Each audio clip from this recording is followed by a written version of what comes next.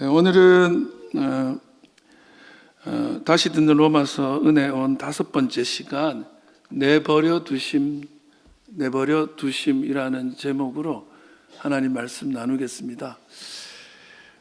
먼저 말씀 몇 구절 읽으면서 오늘 말씀 좀 나눌게요. 24절입니다. 먼저 한번 읽을까요? 시작. 그러므로 하나님께서 그들을 마음의 정욕대로 더러움에 내버려 두사 그들의 몸을 서로 욕되게 이어서 26절도 한번 읽어볼까요? 26절 시작.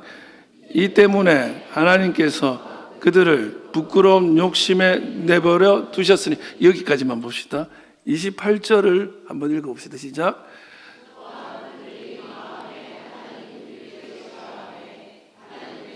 그들을 그 상실한 마음대로 내버려 두사, 여기까지만 봅시다.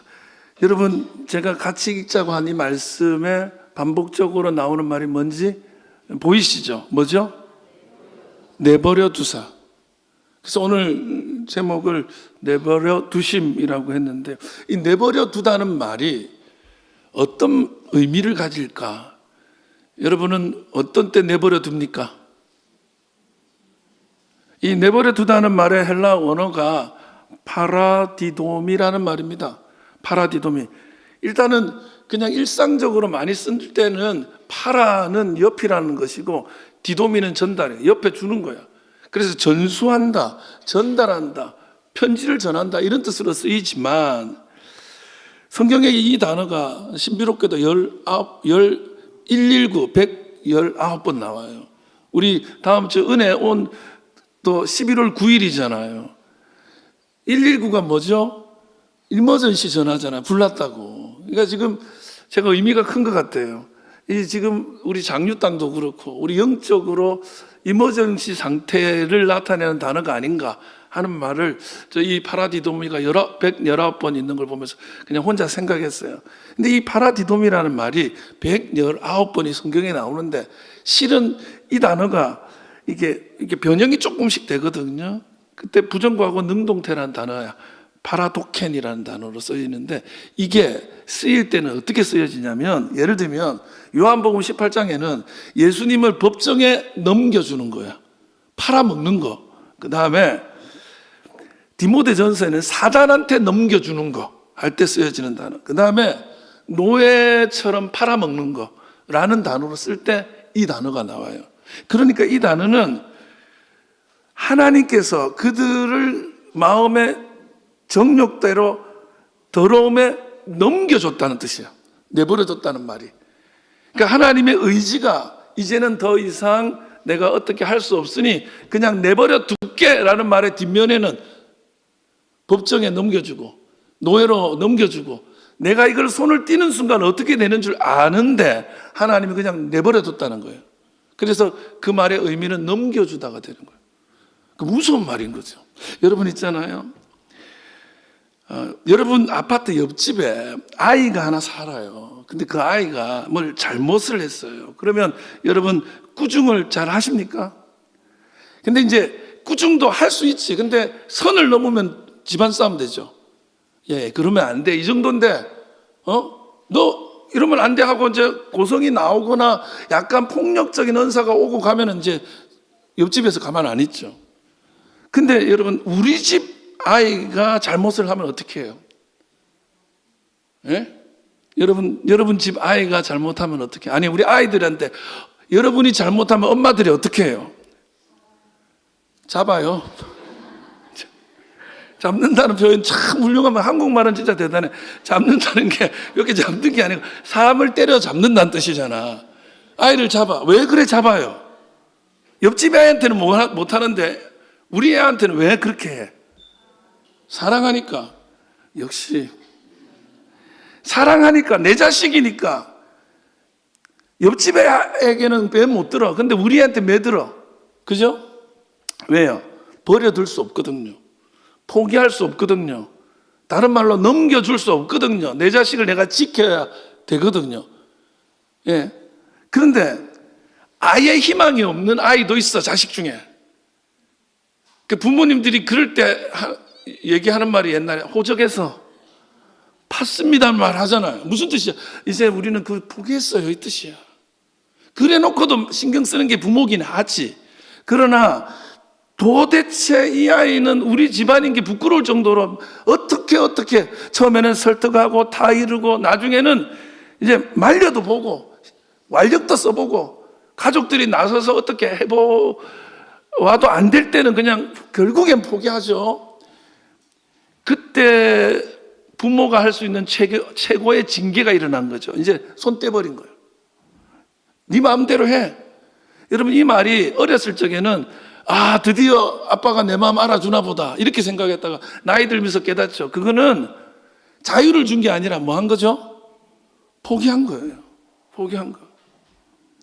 여러분 결코 부모는 자식에게 함부로 손을 띄지를 않습니다. 늘 함께하고자 잡으려고 할 정도로. 예? 여러분 하나님도 그런 분이에요. 하나님 우리를 가만히 두지를 않아요. 제가 목회하다 보니까 진짜 맞는 것 같아요. 하나님은 하나님의 사랑하는 자녀들을 가만히 두지 않습니다. 특별히 우리가 우리 멋대로 살도록 내버려 두지를 않아요. 조금만 교만해지면요 저는요 몸이 많이 아팠어요. 특별히 두드러기 같은 게 많이 나. 이게 내가 그때 깨달아. 아 하나님이 치는구나. 그러면서 동시에 하나님이 나를 많이 사랑하지. 제 몸에는 하나님의 사랑의 흔적이 많답니다. 예? 아멘 하시면 어떡해요? 많이 얻어맞았다는 소리인데. 예. 여러분 어떤 분은요 조금만 하나님께서 원하지 않는 삶을 살다 보면 하나님이 환난도 주시고 시험도 주셨다는 고백을 하더라고요. 나를 가만히 안 두시더라. 조금만 기도하지 않으면요 불같은 기도하도록 불같이 사랑해 주셔서 환난을 주시더라고요. 예? 목사가 기도를 자꾸 안 하기 시작하잖아요. 그러면 교회에 막 여러 가지 일들이 일어나서 기도하게 만드셔요. 왜요? 그 목사도 사랑하고 그 교회도 사랑하기 때문에 가만두지 않는 거죠. 여러분 이것은 하나님의 징계가 아니고 하나님의 축복, 하나님의 복이에요. 하나님의 사랑의 표현이 거기 들어있는 거예요. 그래서 잠언 3장 12절입니다. 한번 읽어볼까요? 시작. 대저 여호와께서 그 사랑하시는 자를 징계하시기를 마치 아비가 그 기뻐하는 아들을 징계함같이 하시느니라. 그러니까 부모는 자식을 사랑하기 때문에 때로는 징계해요. 예. 우리 뭐 집사님 어렸을 적 학교 다닐 때 얘기 들었는데 아버지가 한 번씩 이제 통행 금지시키고 이런 거 있죠. 그거 사랑하니까. 예. 예. 도대체 그냥 둬서는 안 될 것 같아서 몇 시 이후로는 못 나가 이렇게 하는 거예요. 챙기는 거죠. 근데 그 사랑이 우리에게 하나님의 사랑이 크다 보니까 어떤 때는 내 마음대로 안 돼. 그래서 불만이 생겨. 여러분 또 그러면서 동시에 가만 보면 저 사람이 잘 사는 것 같지 않은데 잘 돼. 악하게 사는 것 같은데 형통해. 저렇게 살면 안 될 것 같은데 뭔 일이 잘 돼. 제 동기 중에 장로님 딸이 있었는데 교회를 거의 안 나왔어요. 근데 문제는 뭐냐면 너무 잘 돼. 장로님 딸이 교회를 안 나오면 뭐라고 해야 돼요? 야, 너 그러다가 큰일 나. 큰일 난 게 잘 된 거야. 그러면 배 아파 안 아파요? 배가 아프기도 하지만 이건 아닌데 우린 열심히 다녔는데도 이렇게 뭔 일이 안 되는데 저 사람은 교회도 안 나오고 신앙생활도 안 하는데 뭐 잘 돼. 여러분 그게 부러움의 이유가 됩니까? 실은 그거는요 무서운 일이에요. 하나님 뜻대로 하지 않고 하나님으로부터 떨어져 나갔는데도 잘 되면 내버려 두심에 하나님의 징계 아래 있을지도 모른다는 것을 여러분 기억하시고요. 만약에 주변 사람이 저 사람 악한데 잘 되잖아요. 빨리 전도하십시오. 지금 내버려 두심 중에 있어서 앞으로 어떤 일이 생길지 모르는 거예요. 요한복음 3장 36절이에요. 한번 읽어봐요. 시작. 아들을 믿는 자에게는 영생이 있고 아들에게 순종하지 아니하는 자는 영생을 보지 못하고 도리어 하나님의 진노가 그 위에 머물러 있느니라. 여러분 아들을 믿는 자에게는 영생이 있고 순종하지 않으면 영생을 못 봐. 하나님의 진노가 있대. 여러분, 이 말씀을 들을 때 하나님 없이 사는 이들, 신앙의 이방인들을 보면서 아이고 저 사람들은 안 됐네, 저주 아래 내가 아니라 저렇게 살다가 큰일 나는데 하는 여러분 생명사랑의 마음이 일어나기를 주의 이름으로 축원합니다. 그래서 제가 이런 얘기를 하잖아요. 사실은 로마서를 다시 보면서 다시 읽는 로마서인데 처음부터 너무 이렇게 무거운 얘기들이 계속 나와서 저도 마음에 부담이 있는 거예요. 특별히 오늘은 이렇게 1, 2부 같이 예배 드리는데 좀 신나는 얘기 하고 싶거든요.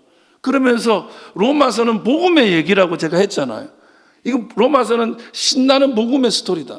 근데 무슨 시작부터 이렇게 무서운 얘기 하냐. 그럴 수 있잖아요. 여러분, 제가 전에 있었던 교회에 아주 건강하다고 생각한 분인데 암에 걸리신 거예요. 이분의 자기가 암이라는 소리 듣고 첫 반응이 뭐였냐면 그 자리에서 기절했어요. 진짜 기절하더라고요. 남자분이신데. 근데 여러분 생각해 보세요.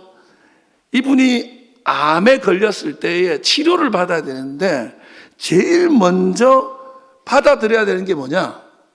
의사가 제일 먼저 이 사람한테 해야 되는 말이 뭐냐? 당신 이대로는 위험합니다. 당신 지금 암에 걸렸습니다. 적어도 가능성이 있으면 이렇게 얘기해줘요. 암이 너무 말기가 돼서 이제 얼마 안 남았을 때는 그냥 맛있는 거 드시고 좋은 구경하세요. 이렇게 얘기하는 분도 계시지만 이제 암의 일기야. 이제부터 열심히 치료하면 나을 수 있어. 그럴 때는 먼저 뭘 하냐면 본인은 못 느껴도 이게 암이라고 인지를 시켜야 돼. 당신 이대로 가면 위험해요.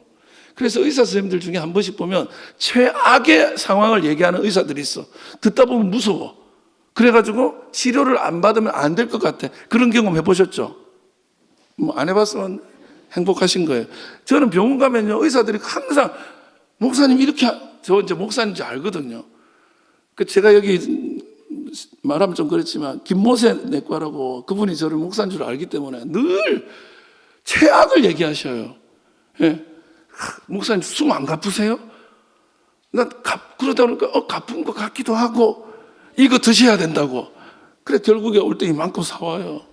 왜냐하면 이분 나 조심시키는 것 같아요. 예, 계속 내가 지금 상태가 안 좋은 걸 내가 인지 못하면 앞으로 어떻게 될지 모르니까 그걸 받아들이게 하는 게 먼저거든요. 로마서가 시작부터 계속 이런 얘기하는 이유가 뭐냐? 우리가 위험하다는 걸 알게 하기 위해서요. 이 복음이 아니고서는 살 수가 없다는 이야기를 인지시키기 위해서 우리의 영적 상태의 처방전을 주시는 거예요. 이대로 가면 큰일 납니다. 다시 복음 앞에 서셔야 됩니다. 주님 앞에 서셔야 됩니다는 이야기를, 그리고 그 복음과 그 예수님은 여러분의 인생을 신바람나게 만들어 줄 겁니다. 그 얘기를 하고 싶은데 이분들이 그거를 별로 원하지를 않아. 자기 상태를 모르니까. 그래서 먼저 이대로 두면 당신 큰일 납니다. 지금 이 상태 잘 된 것 같죠? 이거 내버려 두는 거니까 조금만 지나면 더 큰일이 발생하니까 지금 정신 차리십시오. 이 이야기를 로마서 1장에서 하고 있는 거예요. 특별히 이 내용은 이방인들에 대한 내용인데요. 하나님 없는 사람들의 특징, 하나님은 결국에 내버려 둔다. 그거는 징계다. 로마가 하나님 없이 너무 성공하잖아요. 하나님이 내버려 뒀더니 어떻게 돼요? 로마라는 나라가 없어져 버립니다. 망해버려요. 이제 그 얘기하는 거예요. 그래서 내버려 두시는 그런 하나님 없는 삶의 특징이 뭐냐, 그걸 오늘 좀 얘기를. 그러니까 여러분 진단해 보세요. 내가 이 모습인지 아닌지. 이게요, 여러분 우리 여기 어린 워터파크 이런 데 가면요, 여름에 이렇게 물이 채워지는 거예요. 물이 시간이 지나면 물이 채워져서 가득 차면 어떻게 되냐, 물이 탁 뒤집어져. 그러면 사람들이 그 밑에 가가지고 물 뒤집어져서 쏟아질 때까지 밑에서 이러고 있죠. 여러분, 심판의 물벼락이 내릴 수도 있는 거예요. 지금 그게 차고 있어. 지금은 괜찮아. 어느 날 이게 뒤집어지면, 쏟아지면 그 앞에 서야 되는 거예요. 그래서 여러분이 한번 오늘 자신의 영적 상태를 좀 돌아보시는 시간이 됐으면 좋겠어요. 네. 저도 이 무거운 얘기 그렇게 좋아하지 않지만 이게 복음이야. 첫 번째 뭐냐면 하나님을 알면서도 영화롭게 하지 않는 삶. 다른 말로 바꿀까요? 쉬운 말로 바꿀까요? 예배가 없는 삶이에요. 예배가 없는 삶, 하나님을 알면서도 하나님을 영화롭게 하지 않는 삶은 지금 하나님이 내버려 두고 있는 거예요. 21절을 한번 읽어보겠습니다. 시작. 하나님을 알되 하나님을 영화롭게도 아니하며 감사하지도 아니하고 오히려 그 생각이 허망하여지며 미련한 마음이 어두워졌나니, 여기서 하나님을 알되 하나님을 영화롭게 아니한다 이렇게 됐잖아요. 여러분, 인간은 하나님을 알 수밖에 없어요. 하나님을 아는 지식을 하나님은 우리 안에 숨겨두셨어요. 그래서 인간이 하나님을 전혀 모른다는 것은 상상할 수 없다고 성경은 말하고 있어요. 다 안다는 거예요. 19절 한번 읽어볼까요? 시작. 이는 하나님을 알만한 것이 그들 속에 보임이라. 하나님께서 이를 그들에게 보이셨느니라. 여러분, 우리 안에 하나님을 알만한 걸 넣어두셨어. 그게 뭘까요? 여러분 마음속에 하나님을 알 수 있도록 넣어둔 게 있어. 그게 뭐냐? 양심이에요. 양심을 통해서 우리는 하나님을 만나겠다. 이건 아닌데, 내가 배우지도 않았는데 아닌 걸 아닐 줄 알아요. 양심이 있어. 그래서 양심의 소리에 귀를 기울이느냐 그러지 않느냐의 문제인데, 우리의 문제는 뭐냐? 그 양심의 소리를 잘 안 들어요. 예. 요즘에 콩지가 좋아, 팥지가 좋아하면 사람들이 뭐가 좋다는 줄 아세요? 여러분 같으면 콩지가 좋아요, 팥지가 좋아요? 아니, 돈 많은 콩지를 더 사랑하는 사람들도 있어. 팥지처럼 왜 살아? 돈 있으면 됐지 않아? 이게 이제 이 양심의 혼란이 오기 시작하는 거예요. 물질 만능 시대가 되니까. 그뿐이 아니에요. 20절 읽어봐요. 시작. 창세로부터 그의 보이지 아니하는 것을 그의 영원하신 능력과 신성이 그가 만드신 만물에 분명히 보여 알려졌나니, 그러므로 그들이 핑계하지 못할지니라. 창세로부터 그 보이지 아니하는 것들을 만물에 분명히 보여져 알도록 해놨다는 거예요. 하나님이 눈이 안 보인다고 하지만 이 만물을 보면, 창조 세계를 보면 너무 신묘막측한 거. 야, 이거 너무 대단한데. 그래서 시편의 8편에 보면 이거에 대해서 시인이 이렇게 고백해요. 여호와 우리 주여, 주의 이름이 온 땅에 어찌 그리 아름다워. 주의 이름이 어디 있어요? 온 땅에 있다는 거예요. 나사의 우주인은 우주로 나간 다음에 한 말이 뭐, 야, 천지가 우주 하나님이다. 하나님 안 믿는 러시아의 우주인은 여기 하나님 없다 이래요. 같은 걸 보고 다르게 표현해. 시편 8편 3절 4절 읽어볼까요? 시작. 주의 손가락으로 만드신 주의 하늘과 주께서 베풀어 두신 달과 별들을 내가 보니 사람이 무엇이기에 주께서 그를 생각하시며 인자가 무엇이기에 그를 돌보시나이까. 그러니까 주의 손가락으로 만든 이 모든 삼라만상의 창조 세계를 보면, 야, 이거 너무 대단하잖아. 이거를 누가 만들었을까? 하나님이 만들으셨다는 그 고백이 그냥 나오게끔 이 천지의 만물들은 너무 신비로워요. 제가 스위스의 그 감리교 목사님, 이제는 미국으로 돌아가셨는데, 저랑 같이 공부한 목사님이 스위스에서 이제 파견돼서 스위스에서 이제 목회를 그 감리교를 대표해서 하는데, 스위스가 산이 좋고 알프스가 좋고 관광지잖아요. 그래서 산에 오르는데 그 팀에 스님이 한 분 계셨대요. 스님이 한 분 계셨는데, 이게 이제 계속 이 관광 뭐 이렇게 레일 달린 기차 같은 것도 타고 이러면서 그분이 정상 부근에 오더니, 와, 진짜 대단하다. 그러면서 스님이 뭐라고 할게요? 이거를 누가 만들었을까? 이걸 누가 만들었을까? 불교는요, 산은 산이고 물은 물이거든요. 누가 만든 게 아니야. 지가 된 거야. 근데 보고 나니까 이건 누가 만들었을까? 누가 만들어요? 우연히 됐어요? 여러분 자녀가 우연히 된 거예요? 하나님 만드신 거예요. 보고 나면 감탄사가 나와서 누가 만들었겠거니 하는 마음이 들게끔 하나님이 만들어 놨다고요. 하나님은 알 수밖에 없는 존재라는 거예요. 예? 하나님을 영화롭게 하는 게 다른 게 아니에요. 하나님의 하나님 되심을 인정하는 거예요. 여러분, 하나님이 살아있음을, 하나님이 하나님 되심을 여러분 인정하시길 바랍니다. 그러면 하나님을 하나님 되심을 인정하는 거, 여러분 여러분 중에 아버지, 어머니 없는 분 계세요? 아버지, 어머니 없는 분은 없어요. 아버지, 어머니가 없다고 말하는 불효자만 있는 거예요. 다 부모가 있기 때문에 태어난 거예요. 하나님이 없다라고 말하는 사람들은 자기가 그냥 우연히 나왔다는 영적 불효자일 뿐인 거예요. 예? 여러분, 그러면 예배가 뭐예요? 예배가 영어로 뭐죠? 월십이라고 그러잖아요. 월십이 뭐야? 월스, 가치라는 뜻이에요.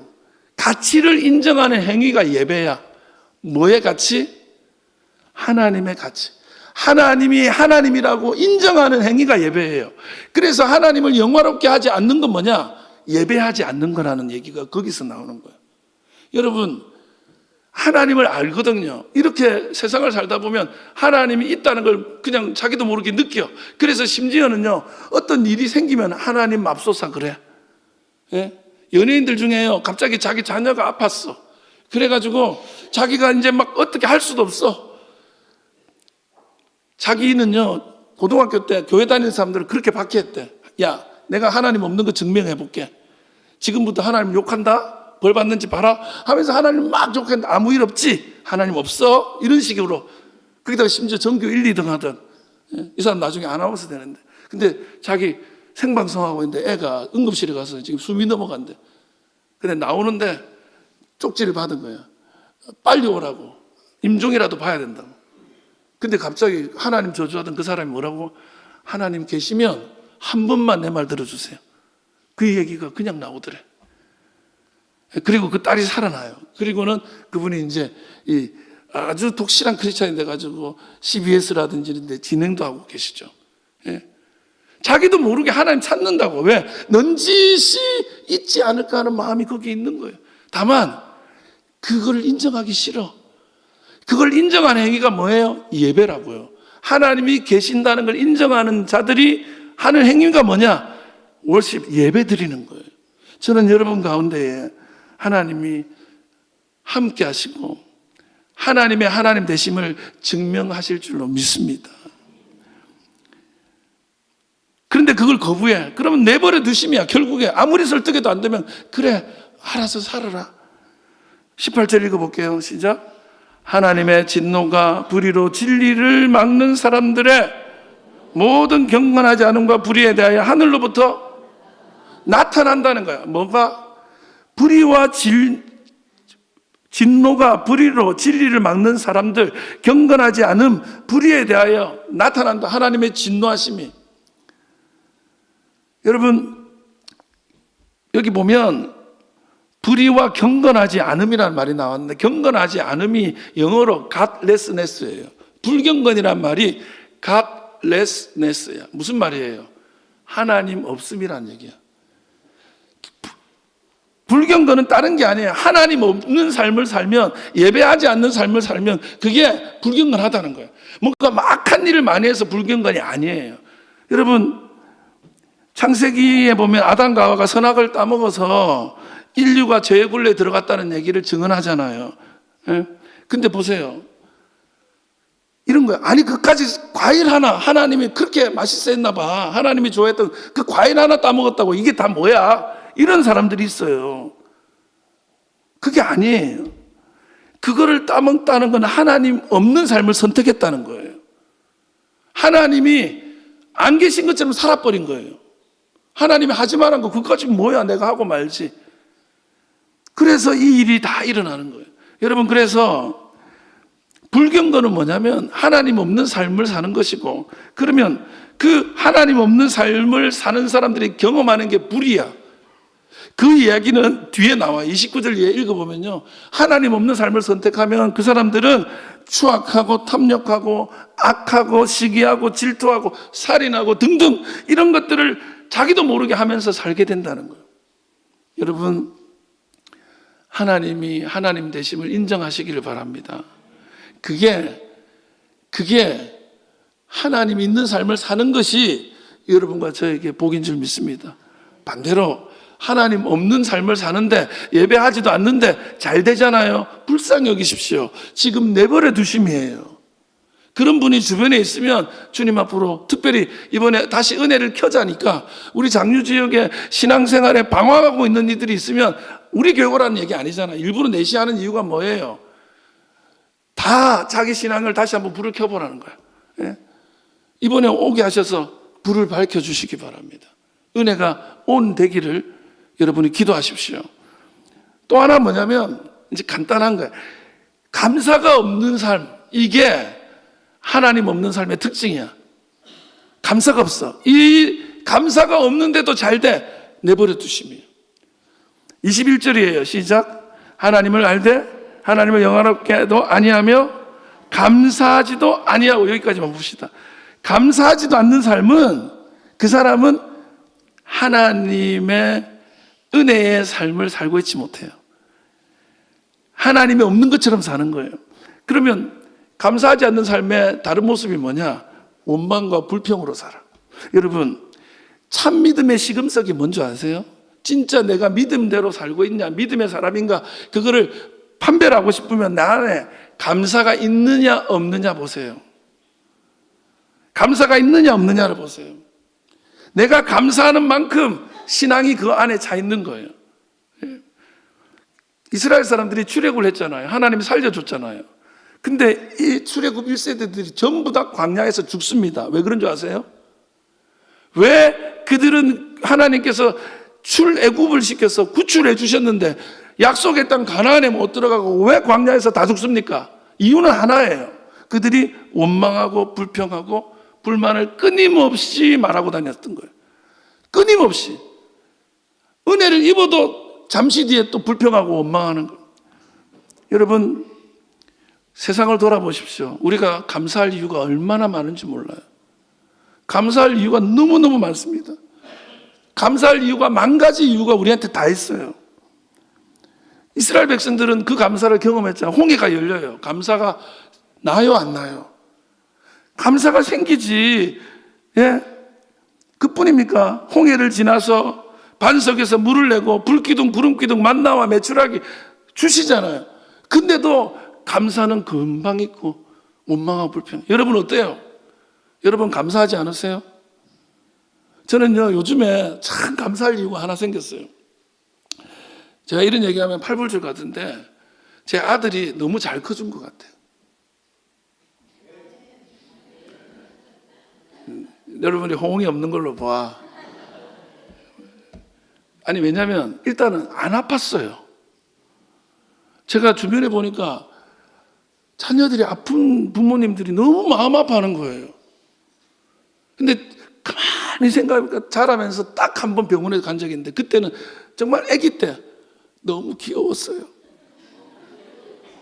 근데 그때는 열이 좀 몸에 열이 나서 그랬던 것 같은데 정확하게 지금 제가 무슨 병으로 입원했는지 기억이 안 나. 죄송합니다. 근데 어쨌든 그 이후로 아파본 적이 없어요. 너무 튼튼해요. 엄마 닮아서 그래요. 엄마 소원이 뭐였냐면 나 병원에 입원하는 게 소원이라고 얘기했어요.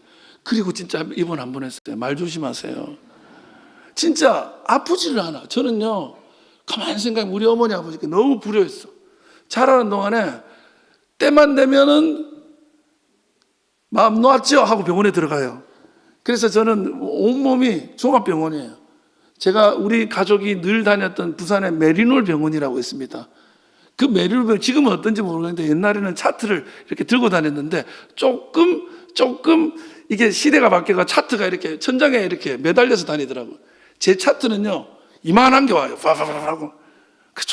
그 안에 뭐냐면 그 안에 뭐 이비인후과부터 정형외과, 그 다음에 정형내과, 신경내과, 신경외과, 거기서 수술도 있거든.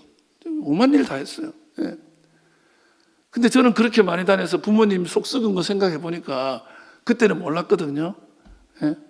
우리 어머니는 빨리 퇴원하라 소리를 그렇게 많이 하셨어요. 난 너무 싫었어요. 아픈 사람을 왜 자꾸 퇴원하라 그랬나? 근데 지금 보니까 병원비가 만만치 않아요. 근데 우리 아들은 병원을 안 갔어요. 돈이 안 들었어요. 일단 감사. 그리고 요즘 보니까 조금 어른된 것 같아요. 할렐루야. 그러니까 이거 하나만 생각해도 이렇게 감사가 막 넘쳐. 뭐 그것만 있겠습니까? 제가 그냥 웃자고 여러분한테 말씀드리는 거예요. 여러분 안에 정말 만 가지 이유가 있어요. 근데 그런 건 하나도 생각 안 나. 근데 원망과 불평이 막 이만큼 쌓여가. 그건 뭔지 아세요? 그거는 지금 하나님이 나에게 주신 것이 없다라고 말하는 하나님 없는 삶을 사는 거예요, 그게. 여러분, 하나님이 내 속에 자리한 만큼 나오는 게 감사해요. 교회가요, 얼마나 감사한지 몰라요. 여러분 너무 시설 좋고, 너무 완벽한 예배를 드리잖아요. 옛날에 예배당은 상상도 못 하는 거예요. 겨울이 되면요, 얼마나 따뜻해요. 이번 여름에 더웠어요? 안 더웠어요? 너무 더웠는데 우리 교회 예배당 딱 들어오면 여기가 천국, 우리 계속 그 얘기했잖아요. 너무 시원해. 근데 웃기는 거 아세요? 그렇게 시원하고 좋은데 어떤 분이 목사님 에어컨 좀 꺼주세요. 저는 에어컨 바람이 싫어요. 그럼 다른 사람은 어떻게 해? 제가 있었던 교회 얘기했죠. 제가 있었던 교회가 새로 이제 성전 하나를 이제 중간형으로 500석 규모로 하나 만들어요. 우리 교회, 제가 있었던 교회 큰 교회니까. 그럼 어떻게 하냐면 예배 드리는 중에 문자가 막 와. 제가 말씀드렸죠. 3,2 에어컨 꺼줌. 3,2면 여기서 하나, 둘, 셋, 저 에어컨 꺼달래. 그거를 예배 중에 막 보내요. 너무 황당하잖아요. 에어컨을 지정해서 이 에어컨 꺼주세요. 그거 안 끄면요, 막 뭐라 해요. 네. 지금 우리 교회 엘리베이터에 있어서 좋아요, 안 좋아요? 너무 좋아요. 저는 올라오는 게 싫거든요. 에어컨 타면 쫙. 너무 좋잖아. 이게 다 감사잖아. 근데 어떤 분이 에어컨 소리가 너무 크대. 제가 에어컨을 기도해서 침묵하게 만들 능력만 있으면 당장 해주겠지만 그건 안 돼. 그러니까 저 정도면 훌륭해. 찬양팀 좋아요, 안 좋아? 너무 좋아. 감사가 넘쳐야지. 근데 허구한 날 불평하는 거야. 목사님 드럼 소리를 조금만 작게 해주세요. 작으니까 목사님 드럼 소리가 안 들려요. 목사님 여자들 목소리만 들려요. 목사님 하면 경기 나요. 얼마나 너무 신비할 정도로 그 안에서도 불평을 찾아낸 여러분의 능력에 찬사를 보냅니다. 너무너무 감사해요. 어쩜 그렇게 비평적 눈들이 발전하셨는지. 목사 설교하잖아요. 목사님 아직도 알죠? 셋 안 했다는 거. 우리 목사님은 첫째, 둘째, 셋째까지 해야 끝난다. 목사님 셋째를 안 하시면 그래가지고 둘째 했어요. 그랬더니 하나만 하래. 그래서 빈정상에서 다시 셋째로 돌아갔어요. 여러분, 감사할 이유가 너무 많지만 우리가 감사하지 않는 것 그냥 나오는 게 아니에요. 에덴 동산에 아담과 하와가 그냥 원망과 불평이 생겼어요? 선악을 알게 하는 나무 열매를 그냥 갑자기 저거 왜 못 먹게 하지? 이런 말이 생겼어요? 아니에요. 옆에 뱀이 찾아와가지고 부추겼잖아요. 여러분이 감사하지 않고 원망과 불평을 하기 시작한 이유는 뭐냐? 배후에 마귀 사탄이 존재하기 때문이에요. 저항하고 싸우십시오. 감사를 선택하십시오. 그런데 원망과 불평만 계속해. 근데 내 일은 잘 돼. 그러면 하나님이 내버린 거예요. 그냥 알아서 해라 하면서 넘겨준 거예요. 만약에 근데 내가 원망과 불평하는데 뭐가 잘 안 돼. 하나님이 그만큼 그래도 사랑하는 거예요. 여러분, 감사를 선택하시길 바랍니다. 마지막으로 우상 숭배를 해요. 여러분, 이거요 심각한데 교회 다니는 사람들 중에 우상 숭배하는 삶을 선택하는 사람이 아주 많습니다. 제가 다녔던 대학원이 수유동에 있는데 미아리를 지나가는 거예요. 미아리는 유명한 점집들이 많은 미아리 고개 그거거든요. 그 미아리 고개에 제가 말씀드린 바와 같이 점집이 쫙 있어요. 우리 교회 뒤에 무당들 쭉 있는 거 알죠? 근데 얼마 전에 그 무당집인데 그 앞에다가 장유중앙교회라고 우리가 이름을 붙여놓은 거야. 얼마 전에 무당이 기다리다 이거 떼달라고 와서 모르고 무당집에다가 장유중앙교회를 붙였어. 근데 제 사무실 바로 뒷자리가 신빙 무당이 있어요. 내림받은 지 얼마 안 됐어. 세요. 내가 약해가지고 지금 막 이런데. 근데 그 시절에 그 진짜 그 미아리 고개 점집마다 똑같이 써져 있는 문구가 뭐냐면 권사대환영이었어요. 제가 그걸 잊을 수가 없어요. 권사대환영 밑에다가 비밀 절대 보장 딱 이렇게 있어요. 권사들이 많이 가는 거야. 그래 놓고 이 광고를 냅니다. 목사, 권사, 장로 상담하고 있음 딱 돼 있어. 하고 있음? 하는 거야. 예? 오늘 본문 보십시다. 22절, 23절 봐요. 시작. 스스로 지혜 있다 하나 어리석게 되어 썩어지지 아니하는 하나님의 영광을 썩어질 사람과 새와 짐승과 기어다니는 동물 모양의 우상으로 바꿨느니라. 여러분, 인간의 하나님의 진노를 유발시키는 인간의 죄악상은 처음에는 하나님 없는 삶을 선택해. 불경건이야. 하나님이 안 계신 것처럼 말하고 행동해. 거기서 시작해서 어떻게 끝나냐면 우상숭배로 끝나요. 우상숭배. 하나님을 섬기고 하나님을 예배했던 자들이 하나님 자리를 떠나잖아요. 그러면 그 하나님 자리에 다른 게 있어야 마음 편해져요. 그게 현상이에요. 예. 젊은이들이요, 힙하다는 동네 요즘 가잖아요.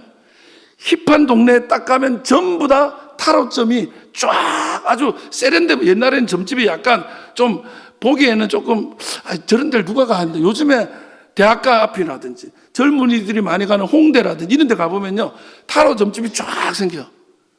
우리 동네 유라 넘어가는 길에 새로 생긴 타로 점집이 있어요. 저랑 사무실 부목사님이랑 간사님이 차를 타고 가다 본 거야. 한번 보러 갈까? 이 말이 우리 안에 나왔어요. 용한지 알아보러 갈까? 이런 거지. 문제는 어느 장로님은요, 굿하는 데 갔더니 자기가 와서 안 되더래, 굿이. 그래서 그 굿하는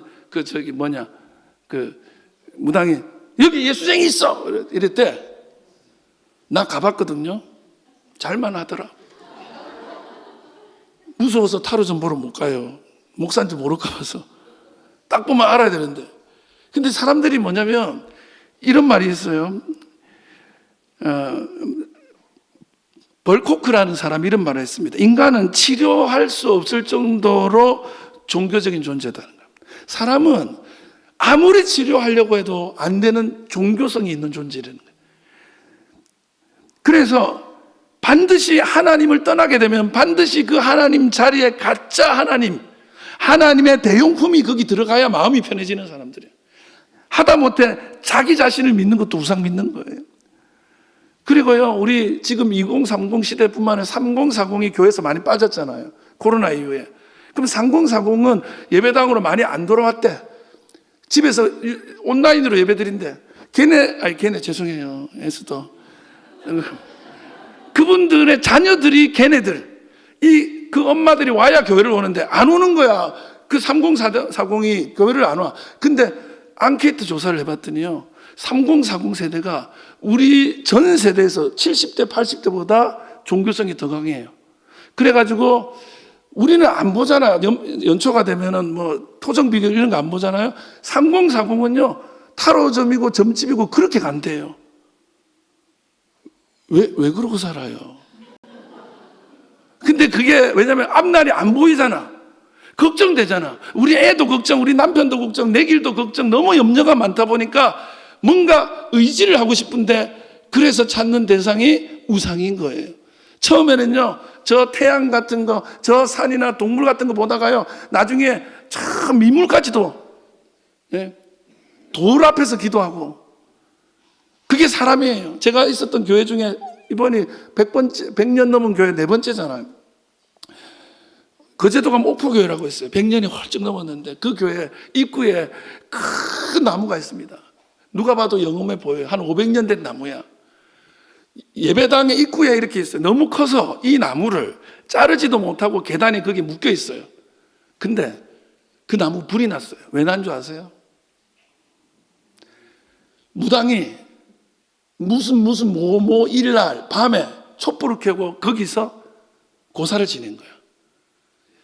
예배당에서. 그래서 나무가 탔어.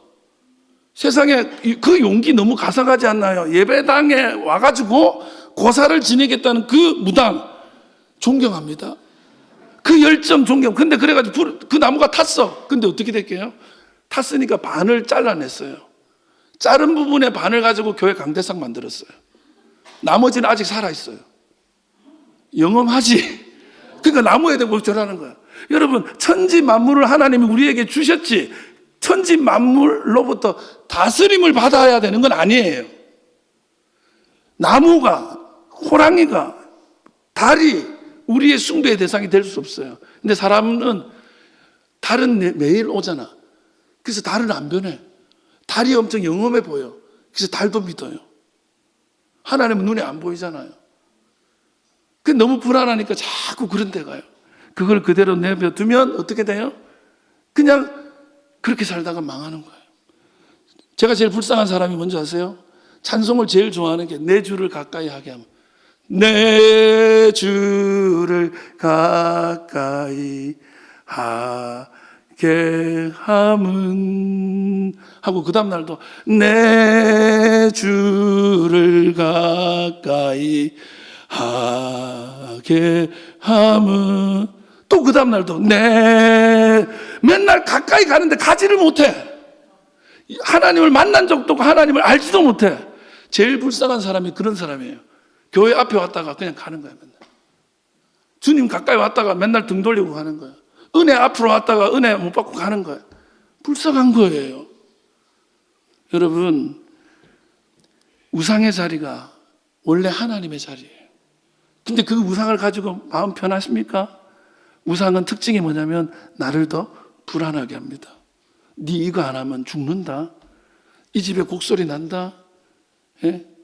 제가 한 번씩 전화 드려가지고요, 집 권사님 제가 이번에 이런 꿈을 꿨는데요, 기도하고 있습니다. 딱 얘기를 해. 근데 그 권사님이 얼마 전화 왔어요. 목사님 꿈대로 됐어요. 이렇게 얘기해요. 그럼 제가 이제 씩 웃으면서 또 꿈을 꿨는데요 하면은 그 권사님이 무섭겠어요, 안 무섭겠어요? 이렇게 해가지고 사람들을 종속시켜요. 자유함이 아니라 두려움 속으로. 여러분, 주님은 살아계십니다. 주님은 여러분 사랑하십니다. 사랑하기 때문에 때로는 내 인생 가운데 간섭하십니다. 근데 그때 감사하십시오. 내가 우상을 쫓으려고 할 때, 내가 막 살고 싶을 때, 내 마음대로 하고 싶을 때 하나님 막으면 감사하십시오. 하나님이 여러분을 사랑하시는 것입니다. 말씀 마칩니다. 오늘 제가 말씀이 좀 길었지만 너무 중요한 거라서 그래요. 여러분, 병원에 가면요, 제일 오랜 시간 하는 게 있어요. 내 질병이 뭔지를 의사가 판명하기 위해서 검사를 많이 해요. 그래서 검사를 하다가 병들 지경이에요. 어느 날 가면 피를 한 6번, 7번 뽑아. 그리고 그런 병원이 있어요. 주로 피를 잘 많이 뽑는 병원. 계속 뽑아. 그래서 나중에 보면 혈관이 없어. 피를 못 뽑겠대. 예? 그렇게 막 해요. 그리고는 엑스레이 찍고, CT 찍고, MRI 찍고, 다 찍은 다음에 결론은, 건강 조심하시면 돼요. 맨 그 얘기야. 별거 없대. 근데 어떤 병은요, 이렇게 딱 한 다음에, 이거 검사 안 했으면 어쩔 뻔했냐고. 우리가 다른 것 때문에 검사했는데 이게 나타났다고. 그러면서 어떻게 해요? 이제 그거는 진짜 선생님, 진짜 신이 있으면 신이 축복한 거라고. 이제부터 우리 치료하자고. 그런 게 나오죠. 그 검사가 아니었으면 어쩔 뻔했어요. 그럴 때. 여러분, 우리가 우리의 상태를 아는 거는 긴 시간을 들여서라도 제대로 알기만 한다면 그거는 복 받은 겁니다. 그래서 살 수만 있으면 복 받은 거예요.